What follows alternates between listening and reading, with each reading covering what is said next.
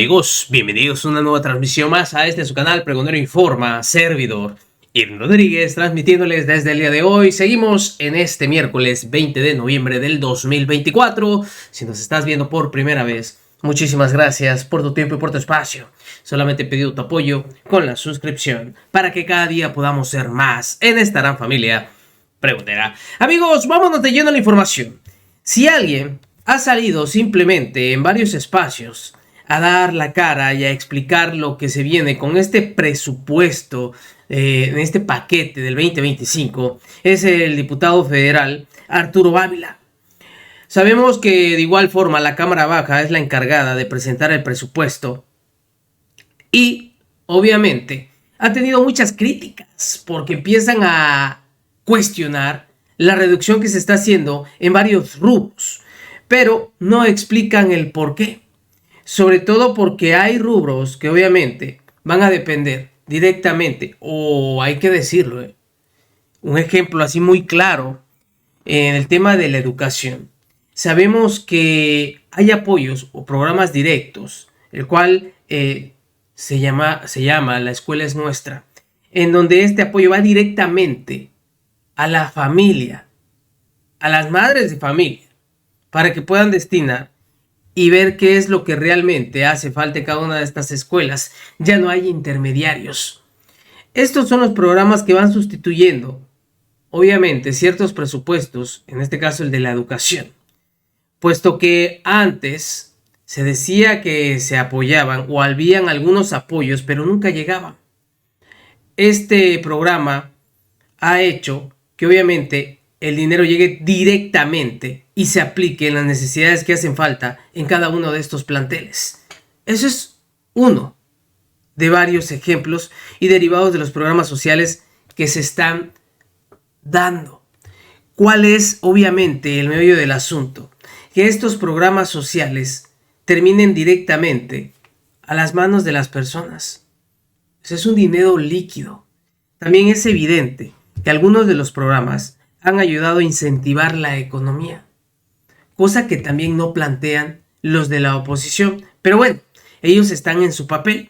En esta ocasión, Arturo Ávila acude en este programa de Contracara con Luis Cárdenas. Y obviamente sabemos que Luis Cárdenas no es un devoto de esta gestión de la 4T. Y aunque hoy no estuvo tan quisquilloso, tan intrigoso, pues se veía simplemente en su cara y en la forma de preguntar cómo no creía en todo lo que decía Arturo Ávila, porque él mismo comentó: entendamos el paquete económico 2025, no más deuda, sí mayor bienestar social y por supuesto un enfoque estratégico en seguridad. Aquí te lo cuento todo con Luis Cárdenas, y así se lo planteó, así se lo detalló a este periodista. ¿Ustedes qué opinan?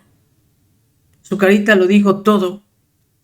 Y vamos a ver, ojo, si realmente esto funciona o no. Yo siempre lo he comentado. La oposición, todo lo que quiera plantear, en este caso, pues obviamente Morena, que es la mayoría, lo va a ver mal. Todo. El detalle es que nunca dejan que esto tenga su cauce para después ahora sí criticar. Ese es el detalle. Pero si se necesitan algunos ajustes, como en el tema de la educación, que sí es muy importante, yo no dudo que lo tengan que hacer y lo van a hacer. Escuchen ustedes. Arturo, gracias, bienvenido. ¿Qué tal, Luis? Me da mucho gusto verte, por supuesto, como siempre. Oye, a ver, platiquemos un poco sobre el presupuesto. Hablábamos hace un momento de asuntos técnicos. Hay algunos recortes importantes, hay algunos aumentos también muy importantes. De saque, ¿qué ves positivo y qué ves con una necesidad de corrección? Pues mira, a mí me parece que lo que está haciendo el presupuesto o el paquete económico 2025 es atendiendo 4 pilares muy importantes. Y me traje algunas gráficas para aquí enseñarle a todos ustedes. Primero, lo que está haciendo es tratar de dar bienestar social con equidad. y eso me parece muy importante mencionarlo. Una inversión pública estratégica, ahorita lo vamos a platicar también. Disciplina fiscal con austeridad republicana es un concepto de nuestro movimiento que tiene que ver con que los funcionarios públicos vivan en esta medianía justa o justa medianía, ¿no? Y la simplificación administrativa con eficiencia. Esto me parece fundamental porque lo que vemos en el presupuesto es, por un lado, que el déficit está siendo menor, que estamos buscando que el déficit sea menor comparado con lo que venía siendo en los sexenios de Andrés Manuel López Obrador. La presidenta de la República está actuando de forma muy responsable. Si bien es cierto, en marzo habíamos presentado una política económica con un déficit del 3%, lo elevamos casi al 3.98%. La realidad es que contra el 5.98% que teníamos en el pasado, lo que estamos diciendo es no queremos deuda y no queremos también poner en riesgo la disciplina fiscal y, por supuesto, los indicadores macroeconómicos de nuestro país. Te detengo ahí por un momento, pero si hay una deuda, ¿no? O sea, al final de cuentas, sí va a haber más gasto del ingreso que tienen proyectado. Sí, de hecho, hay que decir que cuando hablamos de deuda, normalmente lo que se hace es relacionarlo con el Producto Interno Bruto. Y esta parte me parece fundamental. Nuestro país tiene o está llevando el paquete económico una deuda del 50% del Producto Interno Bruto. ¿Qué quiere decir eso en términos concretos? Bueno, voy a dar dos ejemplos. Estados Unidos tiene una deuda de casi el 200% del Producto Interno Bruto y Japón tiene una deuda de casi el 298% del Producto Interno Bruto. En términos de variables macroeconómicas, las recomendaciones de los bancos mundiales, de los bancos que tienen que ver con el manejo de las economías en el mundo, es no tengas una deuda que sea superior al 50%. Así es que nuevamente lo que estamos viendo es que está en niveles muy aceptables. A niveles manejables. Así es. Pero con todo un Estados Unidos y un Japón que están acostumbrados a estos déficits, a estas deudas, y déjame meterme ahí en un brete, no tienen, por ejemplo, lo que acaba de suceder con Moody's, una perspectiva negativa a futuro. Sí. ¿Por qué? Fíjate que el tema de Moody's a mí me parece muy importante mencionarlo. Cuando hablamos de las notas de calificación, hablamos de dos notas. La nota que es la presente y la nota que tiene una visión a futuro. La nota que castigó, digamos, la calificadora Moody's fue la de la visión a futuro. Y además la castigó antes de que presentáramos el paquete económico. Hay 7 calificadoras más, además de Moody's. Ninguna de ellas movió la admisión a futuro, la calificación 2AAB, que es una calificación bastante buena. Está 3 escalones por encima para tener acceso a crédito, buenos indicadores para inversión. El grado especulativo que grado, llama, ¿no? Exacto, 3 grados arriba. Exacto, 3 grados arriba, ¿no? Entonces me parece que tampoco hay que hacer tanto ruido de esta calificación. Me parece que ha sucedido en el pasado y me parece también que no contempla la calificación de Moody el paquete económico. Es decir, ellos ¿qué estaban pensando? Estaban pensando que seguramente seguiríamos cargando un déficit más importante, cercano al 6%, que sí hubiera entonces tenido un riesgo importante porque hubiéramos necesitado o ampliar la base de contribuyentes o recurrir a una reforma fiscal o bien también recurrir a préstamos. Decidimos no hacerlo. ¿En qué está enfocado el paquete económico? Bueno, fundamentalmente a seguir con la política social, a seguir reduciendo la brecha de la política social. Vamos con muchas becas para niños, para jóvenes, para mujeres de 64 y 63 años. Los compromisos que hizo la Presidenta de la República, vamos a seguir impulsándolos. De hecho, la política de bienestar, de prosperidad compartida, es la que más estamos empujando, Luis. ¿Por qué es relevante también en términos de consumo interno? Porque ya quedó demostrado que las políticas de bienestar generan consumo interno y logramos sacar a 9.5 millones de personas de acuerdo a datos del Banco Mundial. Y otro dato me parece muy importante, infraestructura.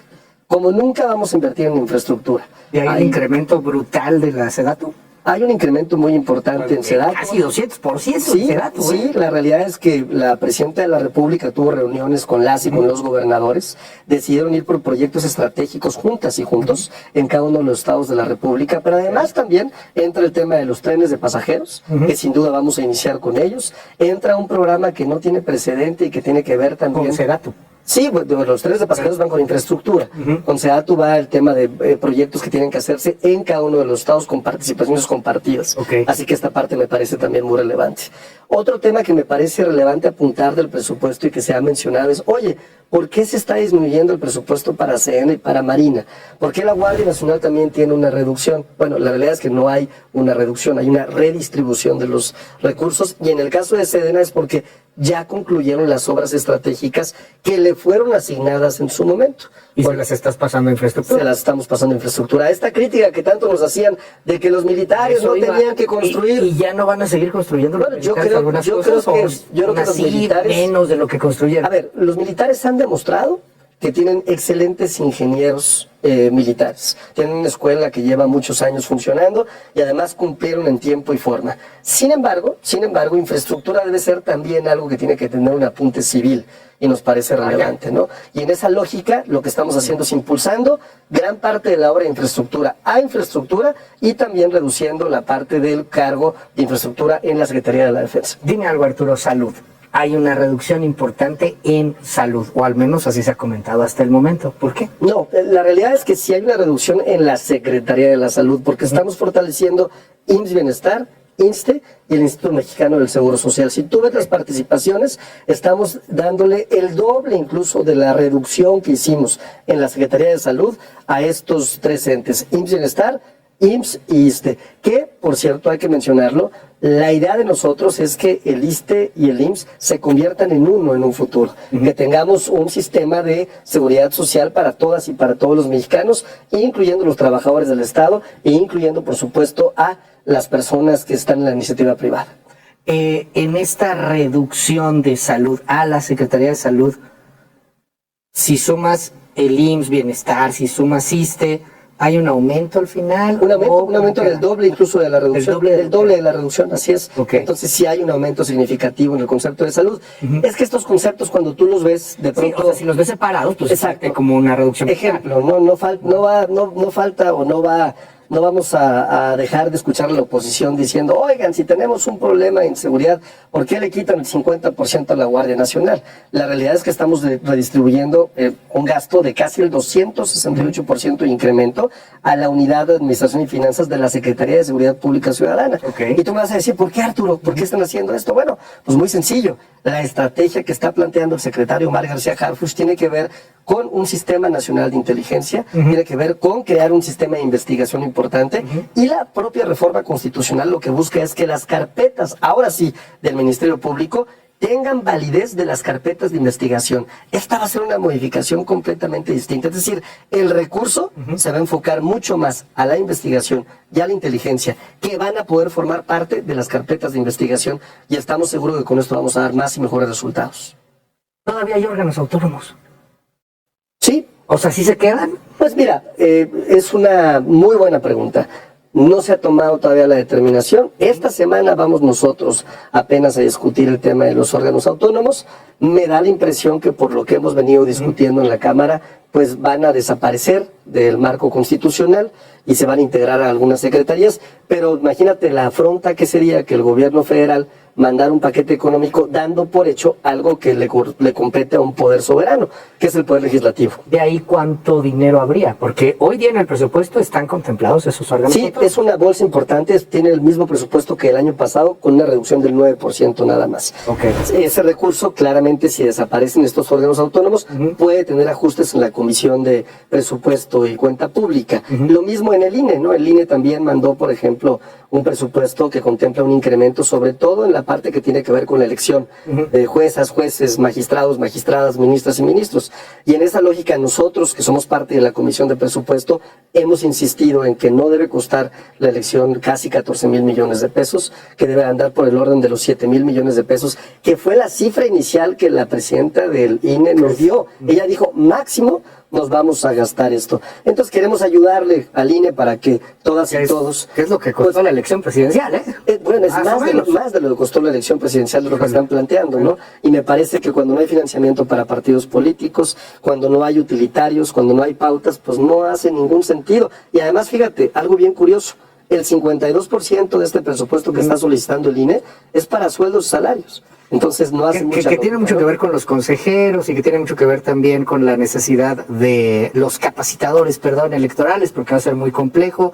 Dios bendiga a aquel ciudadano que le toque ese día tener que ir a contar votos que todavía no tenemos ni idea de cómo se van a contar, pero si me permites, Arturo, luego si me das chance, platicamos de ese tema Claro que sí, en otra por mesa supuesto que yo que creo sí. que sería muy interesante Encantado, armar un debate por ahí, porque sí es muy, muy interesante el punto. Déjame seguir con el tema del presupuesto. Ustedes deciden lo que se va a gastar. Es facultad exclusiva de ustedes como diputados decidir en qué se va a gastar. Pero entra el Senado y ustedes deciden lo que va a entrar, el ingreso que van a tener.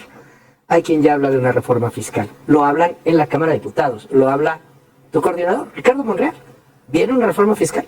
No, a ver, lo primero que tenemos que hacer es aumentar la base de contribuyentes, reducir el gasto público como lo estamos haciendo. Alguien podría decir que las reformas fiscales en términos de buscar poder financiar un gasto público importante son necesarias. La presidenta piensa lo contrario, piensa que en este momento tenemos que seguirle apostando a dos conceptos que me parecen muy importantes. La digitalización, que tenemos una secretaría nueva que se va a encargar de todos esos trámites para que toda la gente pueda pagar más y mejores impuestos. Estamos haciendo cambios significativos en las aduanas. Y las aduanas nos van a permitir ingresos tributarios también importantes. El fenómeno de la relocalización o el nearshoring, sin duda, va a tener ingresos de inversión extranjera significativos e importantes que van a permitir seguir ampliando la base de contribuyentes. Hay que cobrar más y mejores impuestos, eso me parece relevante. Acabar con las factureras, acabar con las operaciones simuladas. Entonces sí hay que ser más estrictos en la cobranza. Fíjate, el paquete económico contempla que México por primera vez va a andar en los niveles de ingresos tributarios cercanos al 17%. Algo que no había pasado nunca en la historia de nuestro país. Es decir, estamos avanzando. Se acabaron aquellas épocas en donde se les condonaban los impuestos a las y a los grandes empresarios. No me digas sabe de malagüe. Yo solamente pregunto, querido Arturo, pero a ver. Sí vieron, ¿no? Ganó Trump. Está hablando del confinamiento económico. Muchos expertos, a lo mejor no tan politizados ni de un lado ni del otro, te hablan de que el nearshoring empieza a ser ya más una ilusión y que las inversiones están yendo a Texas, Arizona, que el nearshoring es para Texas, Arizona, Nuevo México, etcétera. Viene un momento también global en la economía que se siente de enfriamiento. Hay quien habla hasta de recesión global. Tasas de interés que nomás no convencen, inflación que nomás no puede ceder. Frente a ese escenario global, ¿cómo enmarcan a México? Hay quien nos acusa de números alegres. Bueno, a ver, Trump siempre ha tenido una lógica de decir una cosa y de hacer otra, ¿no? Yo sigo esperando ver ese muro grande, enorme y gigante que no es más que el mismo que ya teníamos, que es una barda fronteriza que en algunos lados es más grande y en otros es más corta, ¿no? Pero bueno, va y hace sus reuniones, ¿no? Incluso los demócratas cuando gobiernan tienen un nivel más importante de deportaciones de mexicanas y mexicanos que los propios republicanos o que el propio Trump, ¿no? Trump le responde a un mercado electoral muy claro, ¿no? Al obrero norteamericano. Y en esa lógica el discurso de él siempre va enfocado para allá. Pero está tan integrada la cadena de producción, Luis, que es imposible aumentar un arancel en México que no tenga un efecto en el consumo en Estados Unidos. Es imposible, no hay forma. La cadena de integración y de suministro está completamente integrada. Yo creo que el reto más bien tiene que ser enfocarnos a tener actividades e inversiones que generen valor, porque la mano de obra barata ya no debe de ser la oferta importante de nuestro país. De hecho, por eso hemos subido reiteradamente el salario mínimo cuando decían que no se podía. Debe de haber una oferta de valor, una oferta geopolítica. También los norteamericanos reconocen que China no fue el mejor socio. ¿Por qué? Porque lo que hicieron fue, pues claramente, darle más elementos económicos a una economía que al final de cuentas, desde el punto de vista militar, está aliada más con países que no son amigos de Estados Unidos. Y en esa lógica me parece que tenemos que tener calma nuevamente y entender que Trump es así. Hay que leer sus libros para ver cómo es que él negocia. Me parece que sí va a pedir que presionemos en la parte de la inmigración en el sur del país, que es lo que ha hecho continuamente, ¿no? Seguridad. Nosotros tenemos una visión más humanista, ¿no? Hoy, por ejemplo, la presidenta presentó algo que me parece bien importante, ¿no? Ahí en el G20, propuso que el 1% de los presupuestos militares se destinara al programa más importante de siembra de árboles frutales, ¿no? Con una generación de empleos muy importante, con lo cual lograríamos que casi el territorio de Dinamarca o Centroamérica completo tuviera un programa que de veras tendría un importante impacto en el cambio climático y que está basado en lo que conocemos como Sembrando Vida, que ya existe y que ha logrado un freno significativo de la migración en países como El Salvador, como Guatemala o como Honduras, por ejemplo. Arturo, te aprecio mucho que nos hayas Hombre, David, muchas gracias.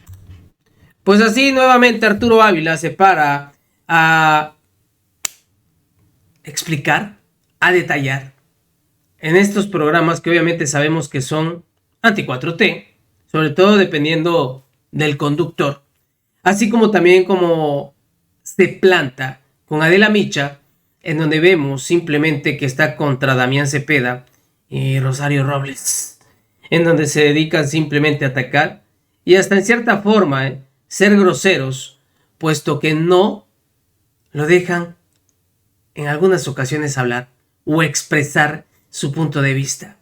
Andan burlándose, andan interrumpiendo, pero en fin, así va a ser nuevamente todo ese sexenio, cuando se quiera hablar de ciertos temas que son de interés nacional.